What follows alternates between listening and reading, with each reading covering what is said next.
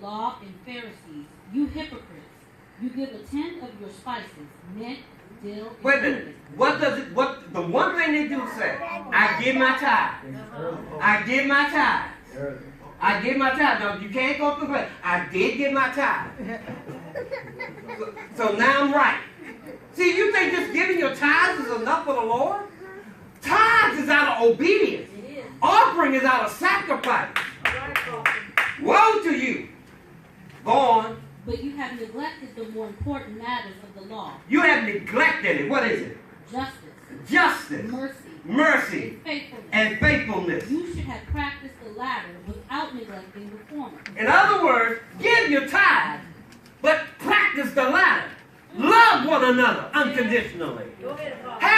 When you judge somebody, judge him righteously. Most people judge people on what they heard without investigation. I heard.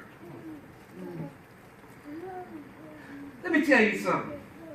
Before cell phones came along, you know how gospel used to go around? Somebody had to come and knock on your door and tell you. There was no. And see, when I was coming on, we had a phone called party lines. I mean, I know, okay. A party line was when you picked up the phone, somebody else might be already talking on it.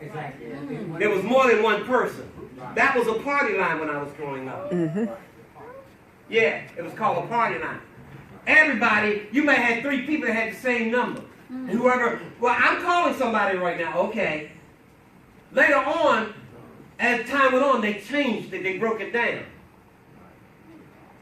You know. So, gossip, sometimes you'll pick up, as a kid, I used to pick up and listen to the people. And you could. I could hear the other person talking to another person. And then somebody would say, is somebody else on the line? Yep. And I would. That's a party line. Well, Jesus would love to have a party line with you. But you don't want one with him. He wants one with you between the Father and the Son. So y'all can have a good communication.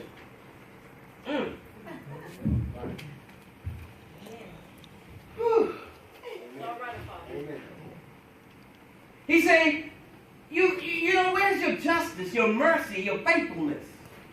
Where is it? Only on Sunday?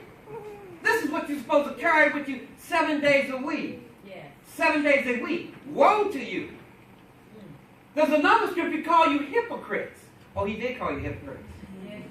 He went on to say, you blind guides, you strain out a net but swallow a camel.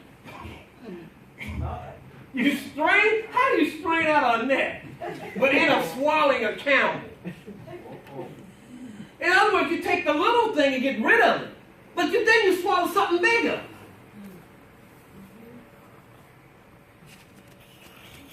Let me ask you something. What is the Lord trying to tell us today? It's time to change our lifestyle. It's time to go up there and change what's in the inside. It's also time for us to watch out for what we say out of our mouth. You know. It goes on to say this. Woe to you, teachers of the law and Pharisees, you hypocrites! You clean the outside of the cup and dish, but inside they are full of greed and self-indulgence. Greed and self-indulgence. A lot of self-indulgence. Here's the problem, people. All of this is for the church. There's people with greed and self-indulgence in the church. And he said it. He said it right there. He said, and then he turned around and said, you blind Pharisees. First clean the inside of the cup and dish, and then the outside also will be clean. What did he say again? Repeat that one. Blind Pharisees. Blind Pharisees. Blind Pharisees. Blind people. Clean the inside of the cup first. Then what'll happen? The outside also will be clean. Then the outside will get clean. Why do you think the scripture says greater is in you than that's in the world? Yes. What's inside of you that's greater than what's in the world? Until you come to that recognition, you'll still think what you look at in the mirror is greater than what's on the inside of you. What's on the inside is supposed to change the outside. You can't change the outside and think the inside's going to change. You got to let it work in so it can work out. See, there's a lot of us sitting in the church today, but there's a lot of us that still living a lifestyle that looks like the world. We put Christianity on Sunday, and we put the world on Monday through Saturday. You know, when I'm hanging with my boy, and we're talking not things of heaven, but things of the world. When every language that comes out of my mouth is not Jesus Christ, but us, or some other name. It goes on to say this. Woe to you, teachers of the law and Pharisees, you hypocrites! You are like the whitewashed tombs, which look beautiful on the outside, but on the inside are full of bones of the dead and everything unclean. Go on. In the same way, on the outside you appear to be people as righteous, but on the inside you are full of hypocrisy and wickedness. Hypocrisy And and wickedness. Woe to you teachers. You're full of everything else. It goes on to say this. Woe to you, teachers of the law and Pharisees, you hypocrites! You build tombs for the prophets and decorate the graves of the righteous. And you say, if he had lived in the days of our ancestors, we would not have taken part with them in shedding the blood of the prophets. So you testify against yourselves that you are the descendants of those who murdered the prophets. You said you are descendants of them. Well, are we supposed to be descendants of Jesus Christ? But we sure don't act like it. Do we?